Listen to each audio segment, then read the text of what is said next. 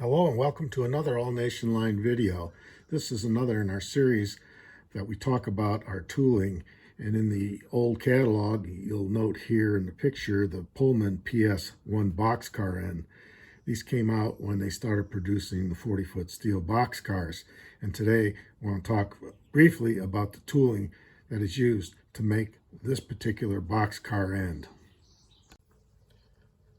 If you ever got a hold of some of the old All Nation Line kits, particularly the 40-foot steel boxcar kits, in the box you will find that the boxcar ends were the Pullman-Standard. This particular end, and I show a stack of them here, which are unfinished, would have been an end that was formed with the rivets and the dreadnought with all the rivets on the side and the vertical fold on each edge. And so today I want to talk a little bit about the tooling that's used to make these ends. Normally what happens is we start with a blank sheet of brass cut to a specific width. This is a fairly large sheet, and we will put these through 3 specific dies. One die will cut the blank, the second die will do the forming, and the third die will do the fold on the edges. And so we'll show you each of these tools today. This is a stack of ends that came out of the die. There's probably 2 dozen here, and they're not quite finished yet. You'll see that they're cut to shape, they're formed, they have the rivets, but the edges are not bent over yet. So it's sort of a 3-step process, and we'll start by explaining the tools in the proper order. Normally with a lot of our parts, the first thing that's done, example for boxcar doors, is to cut a blank and then do the forming. But in this case, the raw brass, plain brass, is put into this particular stamping die and formed before it does the blanking.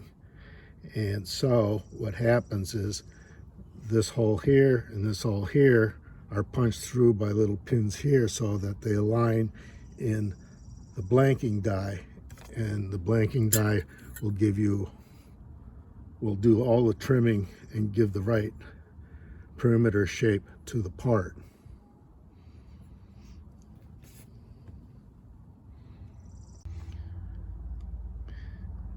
These dies require some tonnage to be able to create these parts, so they are mounted in a hydraulic press.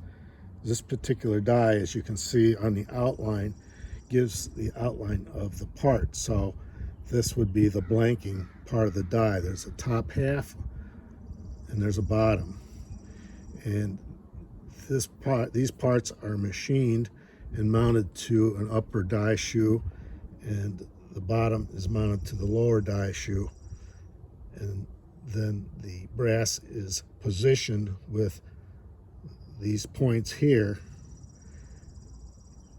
and the machine or the die is greased, kept lubricated, so that a lot of these parts can be created. So the stack that you saw coming at the beginning of this video would be the ones that came out of this die, cut to the proper shape. The third and final step to forming the boxcar end is this particular die, a rather simple one, and it's not very obvious what it does.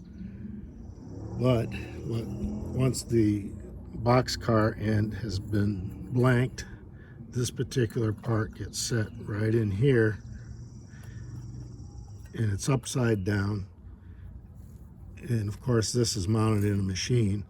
This particular hard block will set and center on this and push the car side through, forming a perfect 90-degree along the vertical edge. And this part will just, after it's formed, will just drop down in there, and you'll have a perfectly formed part.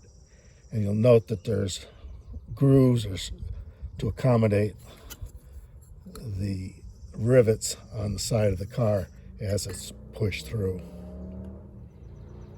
And that's the tooling used to make the Pullman-Standard boxcar end.